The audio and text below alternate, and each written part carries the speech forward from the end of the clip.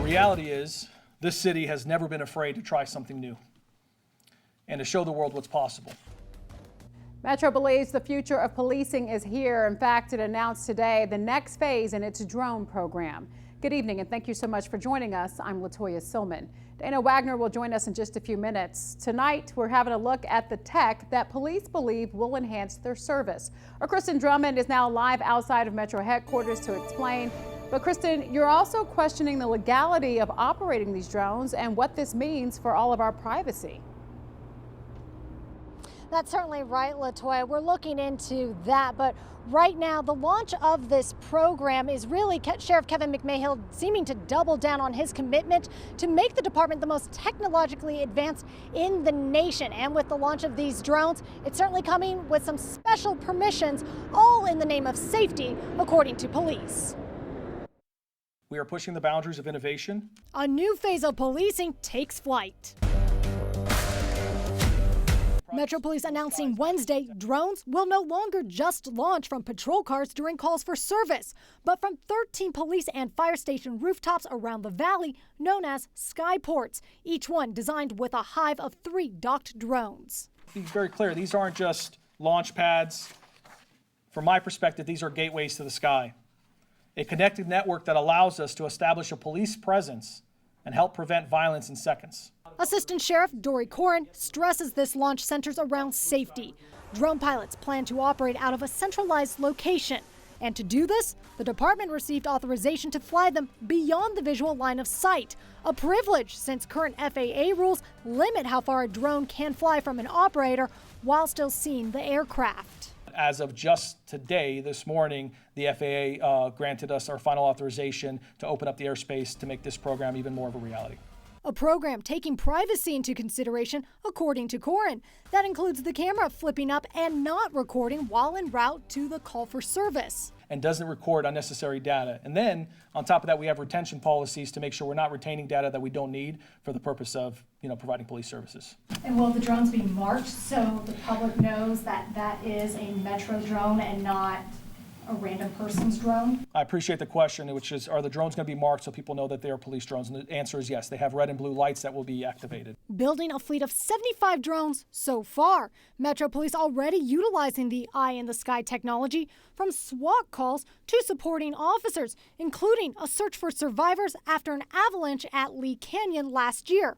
But by the end of this year, look up and expect to see more flying around the valley. We're not waiting for the future of policing. We're building it here in Las Vegas. So Metro Police not disclosing the locations of the skyports, but say they will be in areas of high crime or where they believe people need the most help. Now, right now, we know these skyports, only a few of them have been built, but Metro Police expect all 13 to be ready and functional by the end of the year. Latoya? All right, and Kristen, we do know that the drones, though, will be in our community, right? But did Metro say anything about using them around the Strip, for example? So, Latoya, that actually was a question I did ask the assistant sheriff, and he said, yes, that is the intent. They are looking at certain areas around the Strip right now. When that may happen is not known, but yes, if you are planning to go down to the Strip and even tourists being down there, they may start seeing them in the near future. What about when it comes to privacy? Are there any concerns that maybe they're infringing on the rights of the people who live here and the people who are visiting, for that matter?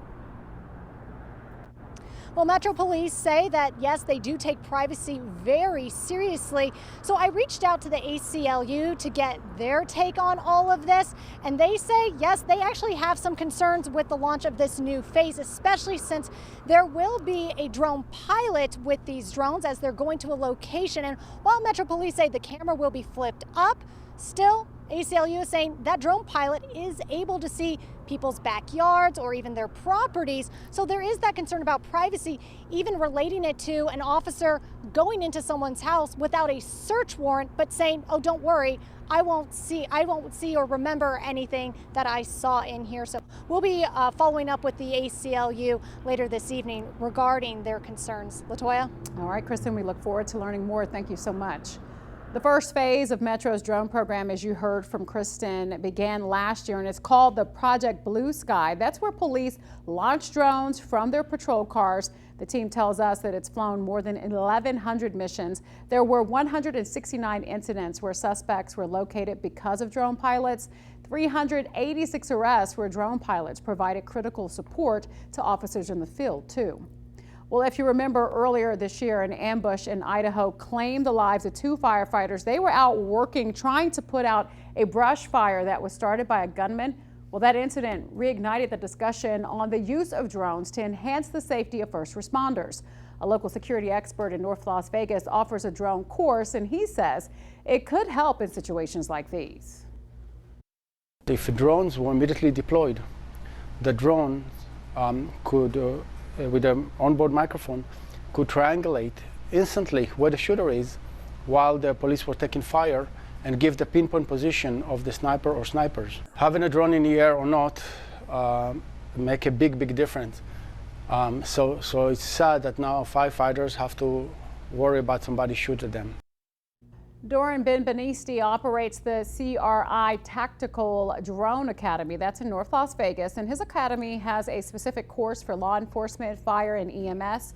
In the course, individuals learn how to use drones for scene documentation, medical response, search and rescue, and much more.